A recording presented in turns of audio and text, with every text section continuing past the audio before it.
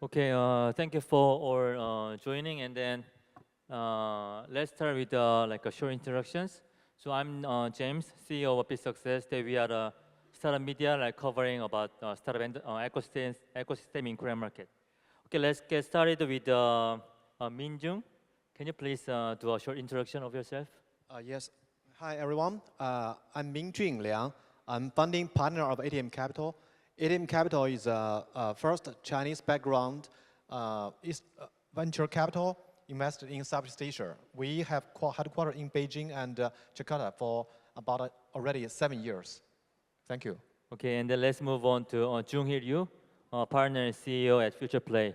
Hi, good to see you. My name is Jung-hee. I'm the founder and CEO of FuturePlay. So FuturePlay is an early stage investor, the accelerator plus the venture capital. Usually we invest our money to the Korean startups, but also we invest our money to the Southeast Asian companies. We love to invest to the deep tech companies, but also in Southeast Asia, we invest our money to the FMCG or the platform companies too. Yeah. Okay, thank you. And then let's move on to the Adrian from Kairous Capital. Hi, James. Hi, everyone. My name is Adrian from Kairous Capital. So we are a Southeast Asia fund focusing investment in China and Southeast Asia. And we are the cross-border specialists. So we invest in China, helping them to come to Southeast Asia. And we invest in Southeast Asia companies, helping them to move to China or across Southeast Asia. So that's what we are focusing in. We are investing in slightly later stage. So from Series A all the way to pre-IPO, managing around $250 million US. Okay, so I know most of them here, and then they have very expertise in investments and the startup industry. So let's move on to the question to Minjun. So can you please share about the top 3 sectors in SEA that you believe offer the most promising investment opportunities and why? Okay, so now we focus on in 3 sectors. First is consumer-related industry, such as the FMCG, restaurant, retail. So this is the first sector. The second is the e-commerce infrastructure, such as logistic, warehousing, and e-commerce operation. So the second sector. The third sector is about a renewable energy. Yeah, so this is 3 sectors. The reason behind that is the consumption industry in Southeast Asia is booming because the macroeconomy of this region is going very good. Not only now, I think for next 10 to 20 years, the macroeconomy growth can give a lot of income for the consumer. So we have more consumption. But the supply side is not enough, especially compared with China or even the other developed countries. So this is the reason that we focus on the consumer sectors. The second is why the e-commerce. The e-commerce already bring a huge change to the daily life of this region. But if we look at the penetration rate, it's only about 10%. But if we look at the China, it's about 40%. So I think the e-commerce still have a huge potential to grow. So, and our background, my partner and I came from Alibaba Group. We worked for about 10 years in the group. So we have the experience and we have a lot of resource. So that's why e-commerce infrastructure can be the second sector for us. While we also take a look at the renewable energy, because we know from this region that the energy will be very, very important for the economy development. And this region also faces the challenge of energy. And now the renewable energy technology is now already mature. So I think this industry will be changed dramatically in the next 10 years. We already see what happened in China, right? And this industry will also have a big development. So that's why we look at these 3 sectors. Okay. Thank you. Okay, and then let's ask questions to Jung-hee. So how do you see the Southeast Asia tech ecosystem evolving over the next 5 years?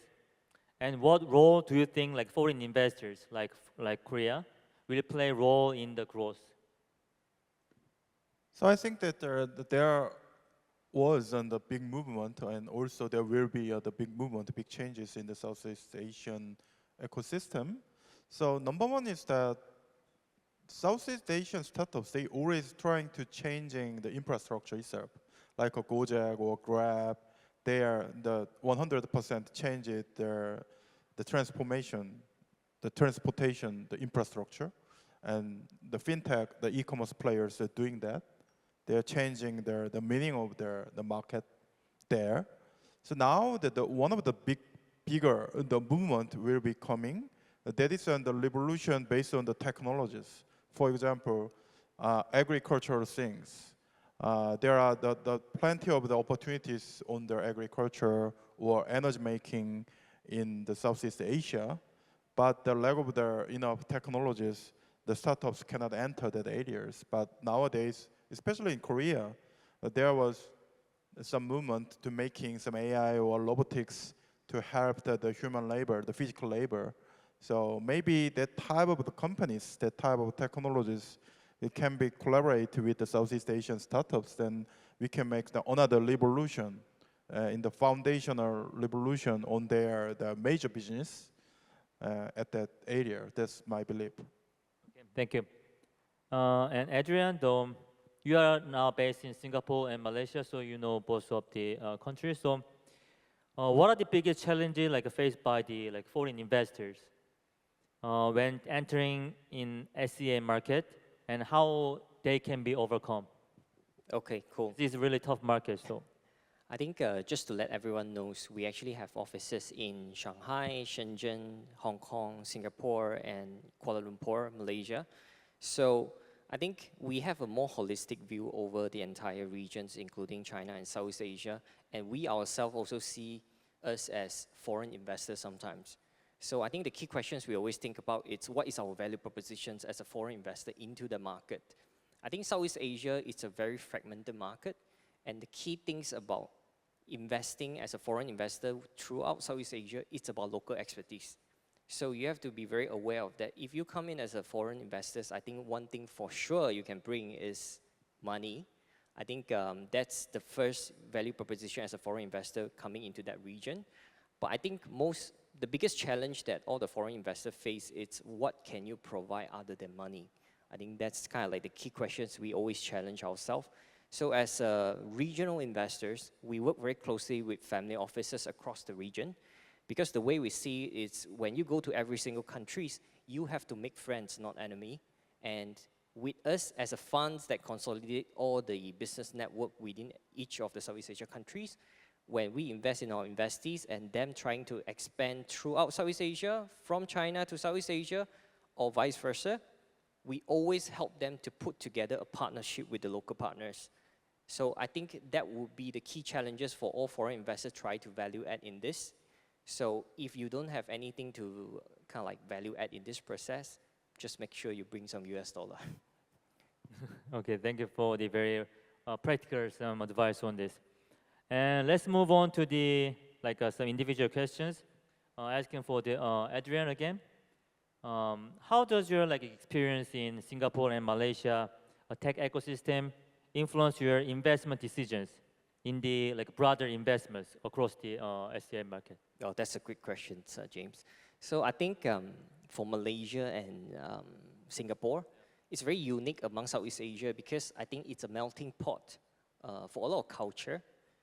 For example, Malaysia, we have more than 20 to 30 ethnicity. And for Singapore, we know that it's an international financial hub where everyone just come together.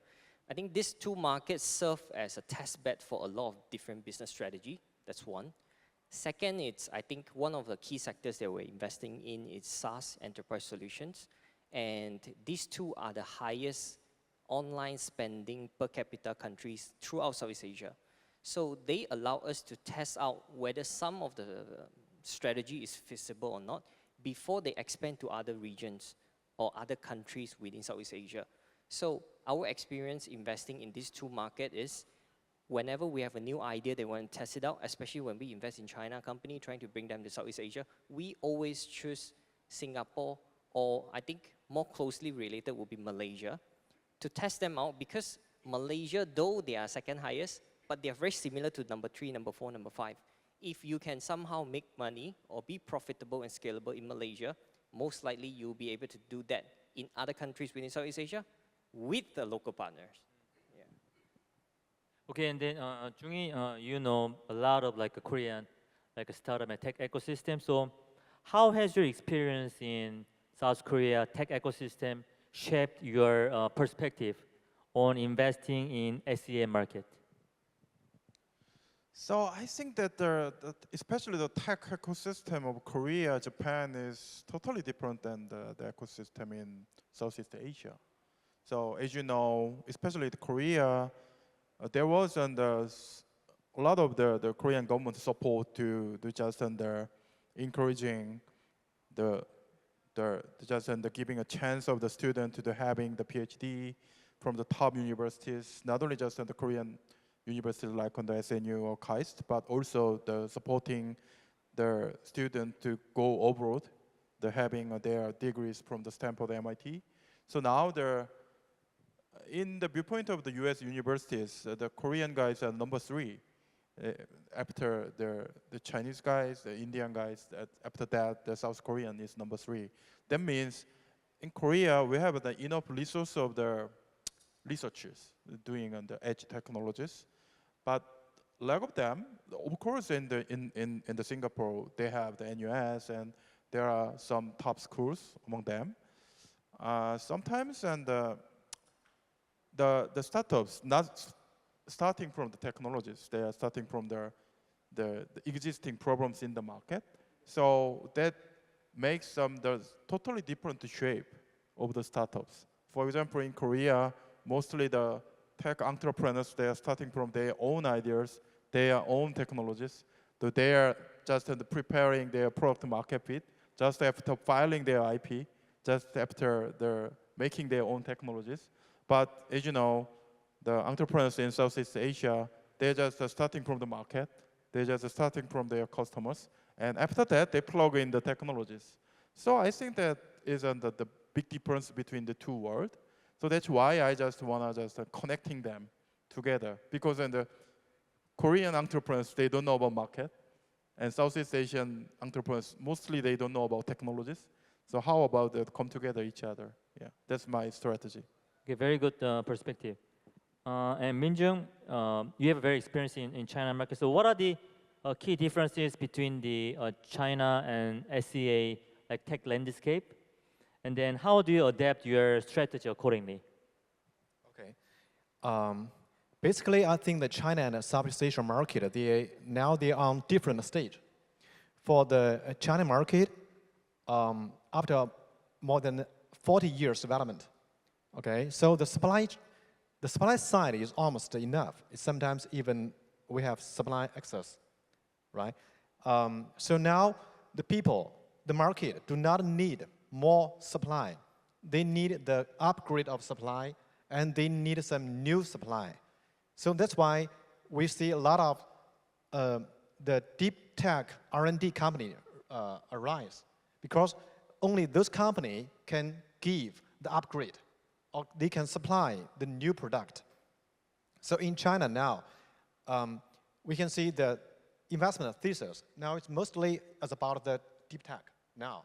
The government encourage and all the market investors want to put money to those because they know that they can have a very good output. If they only do the normal, investment in the normal product, the uncertainty is high. But for the Southeast Asia market, I think now the supply side is not enough. Even the mature industry, and never see the new industry. Yeah. So in this region, the technology can be some factor can help you to increase the supply or to modify the supply. So we can see that, to summarize, the China is now in a different level, and the R&D, the origin technology R&D is the key. For Southeast Asia, the new technology adapter is key. And the the technology should be used to increase the supply, to increase the efficiency. Yeah, so that's the difference. Very good point. Thanks for that. Adrian, so you expertise in the Malaysian, also like Singapore. So what are some of the most promising like Malaysian startups that you have come across, and what makes them like stand out? I think just to let everyone knows, we are actually a regional firm, but we are based in Malaysia for specific reasons. And some of the Malaysian company that we think are promising, first of all, is our investees. So, for example, we invested in a company called Aura. What they do is they use telehealth to sell products. So they are a typical type of company where we like the business model. They use tech to empower the traditional business to do or serve existing needs. You don't have to try to create new needs. You just have to use tech, which I agree with Minjun a lot, is you use existing tech to help serve the consumer better. That's it. It's not rocket science. You don't have to create tech. We don't have an ecosystem like South Korea where we can create a lot of deep tech. We are not there yet. It's not our turn yet. So company like Aura, they are doing very, very well. So they started in Malaysia as a foreigner. They use Malaysia as a base because it's cheap and it's very effective to grow from Malaysia as a market to test it out. Now they are in Thailand, they are in Philippines, and they're growing more. They're growing into Singapore as well. But there are also other international companies that are using Malaysia as a base to attack Southeast Asia. So those companies will be like, for example, iMotorbike. I'm not too sure whether they are here today. And also a company where I like them a lot, but it's just they don't need us anymore as a VC. It's called Lottie Files. What they do is they created a small animated file, which is 1% of the file size of a GIF. So if you use Grab, if you use any of the apps in Southeast Asia or globally, you can see animated icons within the apps. It's actually created by them, and it's only 1% file size of a GIF file. So those are the companies that I think is very promising within Southeast Asia, and especially in Malaysia.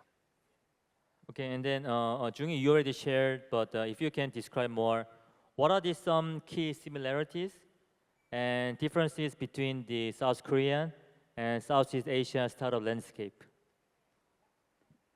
The similarity is that the cultural background. I think that now the K culture is common about around Southeast Asia. So especially the young generations, the 20, 30 guys, they all sharing the TikTok videos and YouTube videos. So we have on the same pages on the cultural background. So that's why, for example, the beauty tech or FMB, FMCG things, we can do something similar. But the difference is that the way of consuming something, way of purchasing something is totally different. So I was so shocked that when I visited Jakarta, Indonesia, so most of the commerce, especially for the Gen Z, they are made by TikTok, the video commerce.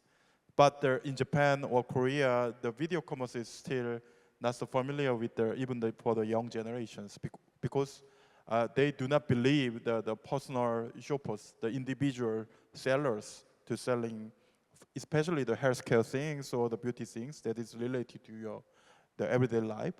But the young generations in Indonesia, they believe more on the influencers than even the sellers or the companies. So that is a totally different way to thinking. So I think that the financial situation or the way of buying something is totally different, but culturally we are at the same pages. So the Japanese companies or Korean companies, they really want to do something on the Southeast Asia. They should learn more about their ecosystem. Okay, got it. And Minjun, and what are some of the most important lessons that the Southeast Asian startups can learn from the success stories from the Chinese tech giants? Okay. I think there are several points. Okay, maybe not just one. Okay. Yeah, it's fine. Yeah. First, I think should every startup founder should know the core of their business. So sometimes we see some company, startups, they enter some industry, they only see the service of the industry. They even don't know what's the core. So that was the problem that they will meet if they want to grow up. So the second is they need to use the right technology. Now everybody talk about technology. It seems technology is the only thing of the business. In fact, no. Especially in Southeast Asia, even in the early stage of China, technology is only one factor can help you to make the business stronger. It's not the technology itself can be the core of business. So choose the right technology. Okay. The third thing is, I think we should input the right portion of your resource into a different part. Sometimes it's marketing, sometimes it's supply chain, sometimes it's about technology. So you can see Alibaba or Tencent. In fact, at very early stage, the technology is not so important. The founder are not a deep background of in technology, right? Yeah. So these are things, the lesson that I always talk with the founders in Southeast Asia. That just to remind them, the core business is first thing, then the right technology. Okay, thank you. Okay, makes sense. Thank you for that. And then Adrian, so what are your thoughts on like potential for the cross-border collaborations between Malaysian or each countries in ASEAN market? So what are thoughts on how they can collaborate together?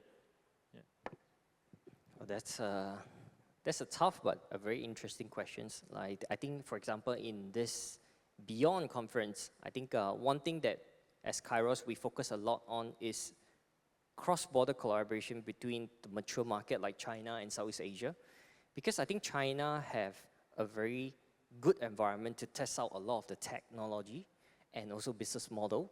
And this market is probably a bit like on steroid, and they have tried out many business models. The one that survive are really 1 in a million. And for us, it's to learn that from their playbook. So for example, back in 2018, we invested in an e-commerce company. That business model only exists in China and none in the Western world. So when we decided to lead the deal, we go around the town, ask every single investor, do they want to co-lead with us? Because to a certain extent, we are the only one looking at them and willing to invest. So sometimes we question ourselves as well. So that's kind of like the struggle as a VCs.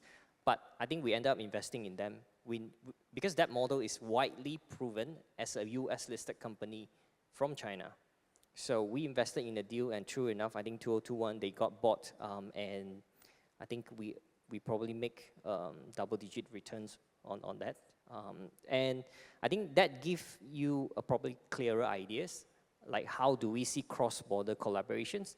So I think Southeast Asia is a big user of tech. We might not be the good creator of tech, but we are a very big user of tech. So we study the mature market, a market where they have the environment and government support to create a lot of deep tech, and study them, use their playbook and technology, and help the businesses within Southeast Asia to grow in a different manner. So that's kind of like how we see cross-border collaboration within Southeast Asia. Okay, thank you for that. And then let's move on to Jung-hee. What are some of the most successful cases of South Korean startups expanding into Southeast Asian market? And then what lessons can be drawn from their experiences? It's a tough question. So maybe it's not a startup, but I think the most successful case is maybe the YG, Blackpink, in Lisa. He created Lisa. Like K-pop. So for the Thailand, and how about the Hype? They invented the BTS. And a lot of the Korean drama cases and listed in the Netflix. So culturally, already the Korean, not so much startups, but the companies, they are doing super in Southeast Asia. But as on the startups, there are no successful cases yet. So I always think why, because most of the Korean startups, they are learn what they do from the US startups. They are kind of they are sharing the same heritages of the Silicon Valley players. So that's why there are some cultural gap there. and they have no ideas about what's happened in the Southeast Asia yet. So still, we are trying to doing something in the Southeast Asia, but there are not so much cases, I think. Yeah. Hope that there should be like some success case Sure, in the sure. future. Okay, and then time is almost done, so let's move on to the maybe last questions. Minjun, mm, what are your thoughts on like a potential for the South Asian startups to expand into like Chinese market?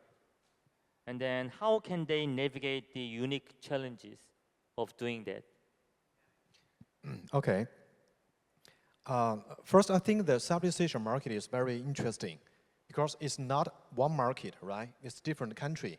So if there's any company in Thailand, Indonesia, or Philippines, so I think my suggestion to them is first, you do not need to go to other regions.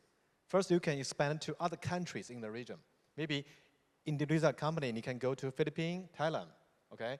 So if you think you already have a very good presence in this region, then you can go out of the region, maybe to China, Latin America, or Middle East, okay? So this is I think they should choose the right path. Of course, it depends on the industry itself, okay? The second is, if you want to enter China or even other regions, I think this is a similar challenge that other companies coming to Southeast Asia. So first is, you should have a very good understanding the market that you want to enter. Maybe China, maybe others. So the different market, the need for your clients are different. And the business habit are different. And the environment are different.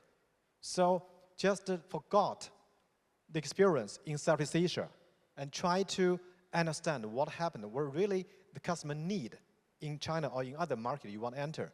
So this is the first thing. The second is, go to other region, in fact, is a high-level strategy. It's not just to find some agent to help you to just sell the goods or service. It cannot succeed. It should be a new strategy, and it should be initiated by the founder, or at least the co-founder. And the third thing is, you should have the right team to execute the strategy. So it's not easy to go to other regions, in fact. Yeah. Okay, let's do the same questions. Jung-hee, you expertise very much in Korean market. So what are your thoughts on a potential for the SEA startups to expand into Korean market?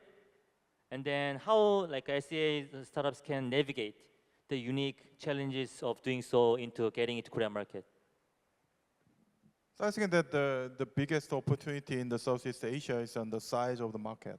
So as you know, the Korean market is so tiny, so lots of the Korean companies, not only the startups, but also think about Samsung, LG, Hyundai Motors, they are all going out, and now they survived as a global player. So lots of Korean startups is doing that. So I think that inevitably, lots of Korean startups should go to the Southeast Asia to expanding their market. So to do that, as I mentioned, that they should learn about how to survive there, how to utilize their own core competency. So not only just on the technologies, but also the cultural things.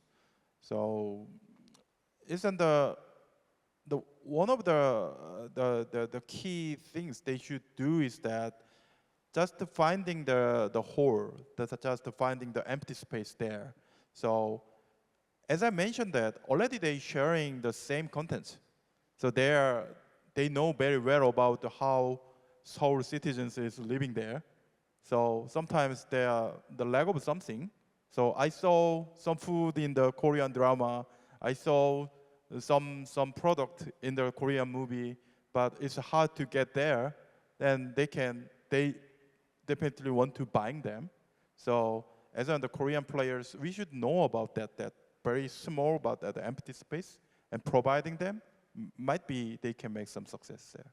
Okay, thank you for the advice. And then last question to Adrian is the same question. How those companies in Asian market can get into the Malaysian market? If you can advise some thought on this. I think it's very important that we promote Malaysia as a gateway to Southeast Asia, because I think Southeast Asia as a market is very attractive because it's very young, and the middle class is rising very, very fast. But it only makes sense for a lot of foreign investors to look at this as an entire market instead of just standalone Malaysia.